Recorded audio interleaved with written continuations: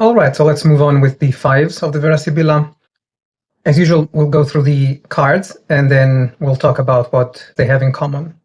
So the Five of Hearts is the happiness card, happiness in the heart, no less.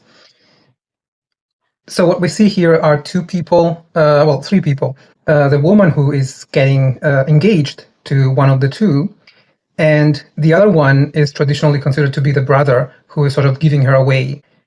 And the fact that this is an engagement party is also shown by the fact that the woman has this hairdo, which was traditional of women who were getting engaged. So obviously this card represents more than one person. Usually it represents the family.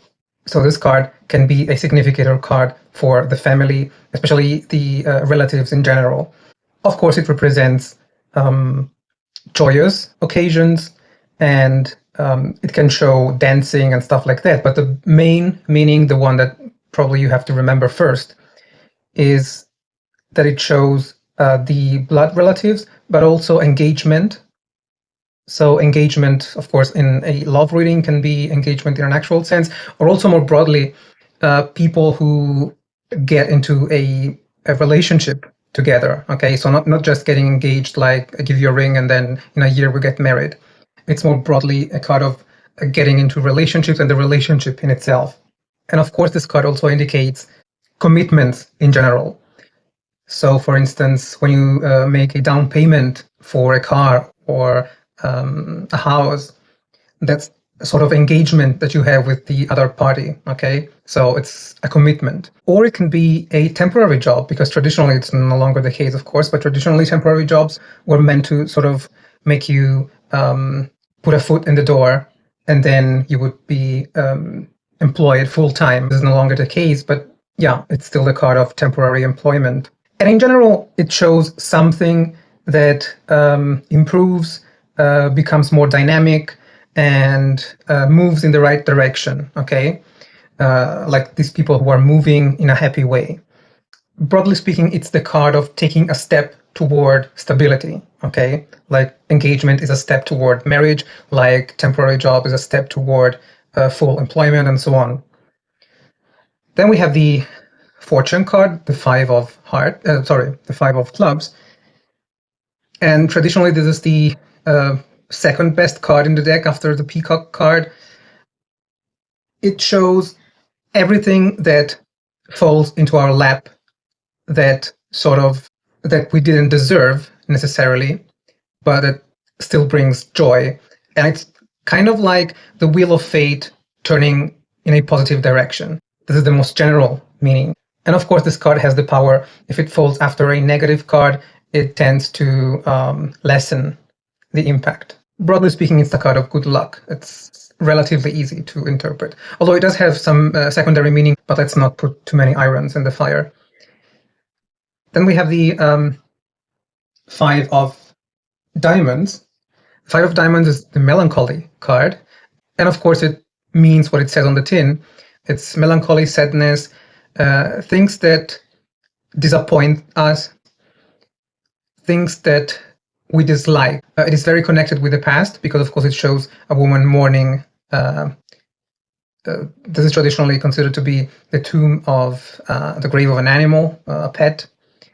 So it represents sadness and being down and situations that are not good for us that tend to disappear with time, like we can get over the death of a pet. And this is the card of the open wound, which means that there is something that in our heart hasn't fully healed, okay? But broadly speaking, it's a negative phase, okay, that probably will end, unless there are negative cards, of course. And then we have the most dreaded card in the deck, which is the Death card, the Five of Spades. It's a neutral card, but it's such a dominant card, such a powerful card, that usually, in practice, it's actually negative. It shows endings, it shows situations that are deeply unstable and unbalanced. It shows everything that comes to an end, okay? And usually we have to be very careful of, and very mindful, sorry, of what comes before and what comes after, okay? Because this card can sort of be a definitive cut. So I would say that the most prominent feature of the fives is that they all show some kind of transition, okay? So the five of hearts is a transition toward stability and good things in general.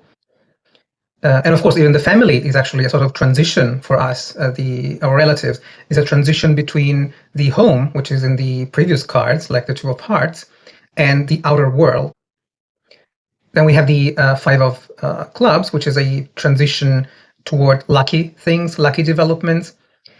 The five of diamonds is a transition toward, it's either a transitory sadness or it's a transition toward negative things if there are other negative cards. And of course, the five of spades speaks for itself. It's the transition that we all have to go through. It's death.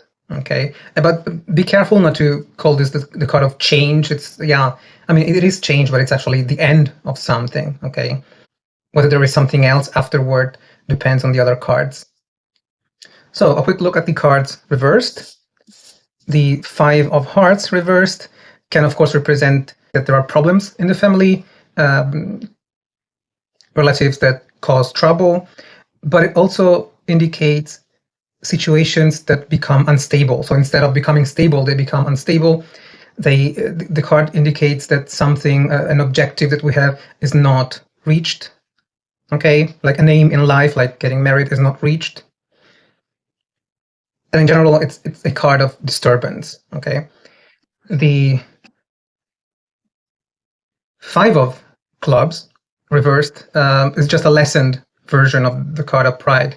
It's the card of the positive path ahead, slow good fortune building up over time. It's the slower version. And when it's reversed, it doesn't lessen very much the import of the negative cards next to it. When the melancholy card is reversed, so we saw when it's a pride, it has to do with the past, which is problematic, but which will probably get over. Whereas when it's reversed, it's more of a past that bogs us down more definitively, okay? So it's more durable and worse in the as the upright version. And this is why it is also the card of debts, okay? So debts are something from the past that weighs us down. And the death card reversed is traditionally the card of the, so there are a couple of things to say. It can be a positive card. If there are positive cards around, it shows the ability to withstand change and come out on the other side strengthened, if you will. But mostly it's the card of inner death, so inner turmoil, inner devastation.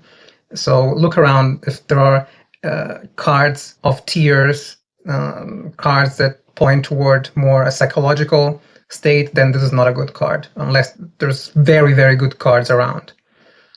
Okay, so that was it for today, and I'll see you next time.